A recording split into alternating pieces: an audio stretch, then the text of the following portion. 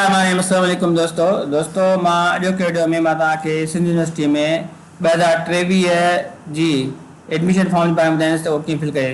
दोस्तों ही सभ खां पहिरियां फॉर्म आहे, तव्हां हिते पंहिंजो CNRS नंबर ॾींदव बगैर डैश जे, ऐं साॻियो CNRS नंबर वरी हिते लिखंदव। हुन खां पंहिंजी ईमेल लिखंदव। ईमेल लिखण खां पोइ सेंड ईमेल वेरीफिकेशन कोड लाइ तव्हां हिते क्लिक कंदव। जंहिंखां पोइ तव्हांजी ईमेल ते कोड अची वेंदो, जेको तव्हां कोड एंटर कंदव। हुन खां पोइ तव्हां हिते पंहिंजो मोबाइल नंबर लिखंदव। मोबाइल नंबर जेको आहे सो 3 खां स्टार्ट करिणो आहे। हुन खां पोइ तव्हां पंहिंजो फुल नेम लिखंदव। फुल नेम खां पोइ तव्हां पंहिंजे फादर नेम, पंहिंजी ज़ात ते ऐं कंट्री पाकिस्तान। हिन खां पोइ तव्हां पंहिंजो डोमिसाइल सिलेक्ट कंदव। तव्हां डोमिसाइल जेको आहे सो किथां जो आहे। डोमिसाइल खां पोइ तव्हां पंहिंजो डिस्ट्रिक्ट सिलेक्ट कंदव त तव्हांजो ज़िलो कहिड़ो आहे। तंहिंखां पोइ तव्हां पंहिंजो पासवर्ड सेट कंदव मथे बि हेठि साॻियो पासवर्ड एंटर कंदव। पासवर्ड सेट करण खां पोइ तव्हां पंहिंजे हिते तस्वीर जेका अपलोड करे तस्वीर हिन तरीक़े जी हुजे, मतिलबु वाइट बैकग्राउंड में। जंहिंखां पोइ रजिस्टर ते क्लिक करणी आहे।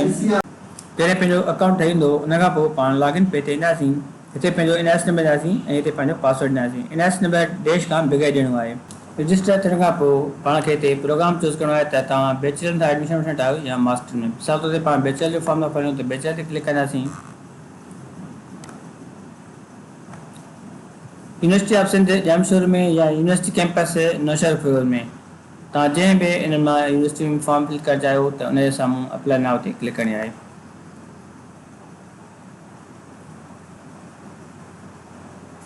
सभ खां पहिरियां रजिस्ट्रेशन जो प्रोसेस आहे। इन खां पोइ चालान अपलोड करिणो आहे। जंहिंखां पोइ पर्सनल इंफॉर्मेशन तव्हां ॾियणी आहे, एंट्री टेस्ट जे बारे में, क्वालिफिकेशन, कैटेगरी चूज़ करणी आहे, डिग्री चूज़ करणी आहे, या आख़िर में कंप्लीट जो ऑप्शन आहे जिते कंप्लीट ते क्लिक करे तव्हां पंहिंजो एप्लीकेशन फॉर्म जेको आहे पूरो कंप्लीट कंदव।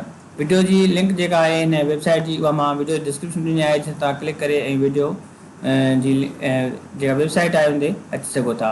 उमेद थी कजे वीडियो ज़रूरु पसंदि हूंदो। पंहिंजी राय कमेंट बॉक्स में ज़रूरु ॾींदा।